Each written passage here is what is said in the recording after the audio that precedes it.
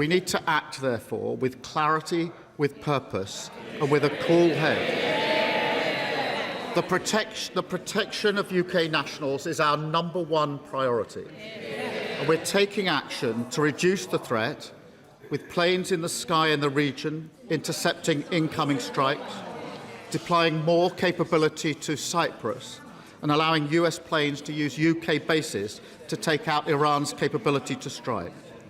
What I was not prepared to do on Saturday was for the UK to join a war unless I was satisfied there was a lawful basis and a viable, thought-through plan.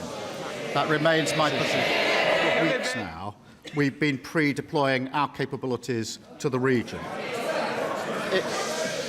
In doing so, we've been liaising very closely with the United States, as the House would have expected. Therefore, radar systems were pre-deployed, ground-based air defence was pre-deployed, counter-drone systems were pre-deployed, and F-35 jets were pre-deployed. Kecepatan informasi dan akurasi data adalah komitmen kami.